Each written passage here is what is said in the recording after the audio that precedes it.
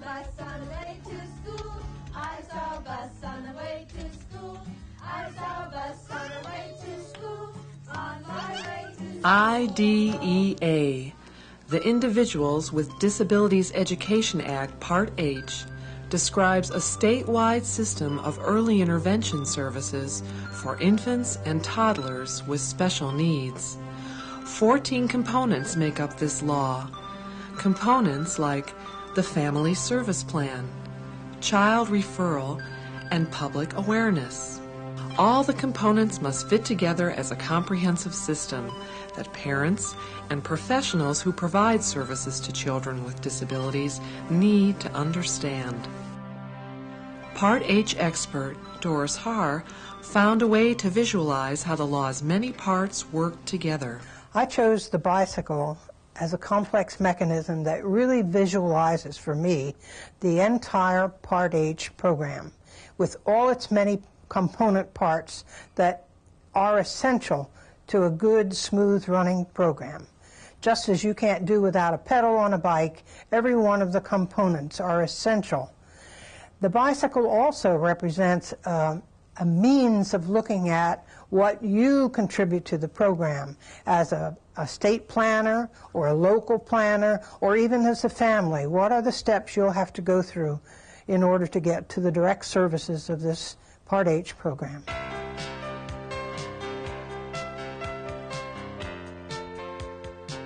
The two bicycle pedals are the driving force of the system. One pedal represents the state lead agency responsible for administering Part H. The other pedal represents a state interagency coordinating council, or ICC, made up of individuals from many public and private agencies and parents of eligible children. The lead agency is selected by the governor and is the agency that will best represent the interest of families with infants and toddlers who have special needs. The two pedals representing the lead agency and the ICC should be well balanced and work together. One of the first actions of these two bodies is to agree on a definition of infants and toddlers who will be eligible for early intervention services. This definition may include many infants and toddlers who not only have disabilities, but are at risk for disability.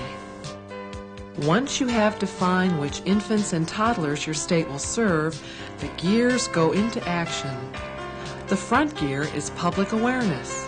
Through public awareness efforts, professionals and families must learn about this law and understand how to make referrals to the Part H system. Professionals and families identify and refer potentially eligible infants and children. The children are then evaluated, and if they are eligible, referred into the Part H program. For instance, a physician may know that a child will automatically qualify for services, or the child may require multiple evaluations to determine her eligibility. The child referral, identification, and evaluation process, like the bicycle chain, links the front gear, which represents professional and public awareness, with the back gear, representing the very important component, an Individualized Family Service Plan, or IFSP. The IFSP is a plan developed by professionals and families that outlines services that will be set into motion for the benefit of the family. The first step is bringing professionals and family together to develop an Individualized Family Service Plan. The IFSP is developed by a team, and the family is a major team member. This mother has specific knowledge of her child's needs and gets help from the various professionals in meeting those needs. The connection between the family and services is often made by a service coordinator who brings services and families together. An important feature of Part H is that the family has control of the family service plan. The services themselves are like the bicycle's rear wheel, constantly moving the family ahead. Services may include home-based or center-based care that occurs in a setting that is natural for the child and the family. Nursing services, therapies, speech and language services, parent support, where parents who have been through this kind of experience are able to support other parents, transportation, vision services, augmentive devices and products. States are required to compile a central directory of service resources.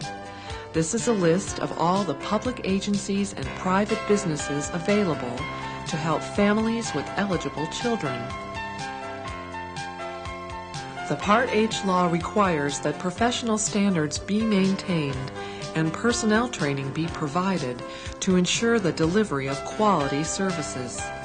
Training assistance to professionals may include in-service training, continuing education, and pre-service training.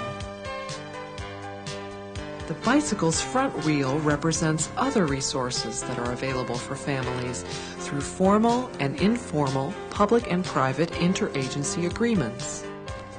Like the legislature and the media, both can be very helpful in increasing public awareness about Part H. Programs for children with special health care needs. Mental health programs. Like the bicycle's tire, interagency agreements help families and children move ahead. Just as the distant cyclist stops and checks her map from time to time, assessing her progress, Part H service coordinators keep track of where the family is going and where they have been. What services is the family receiving?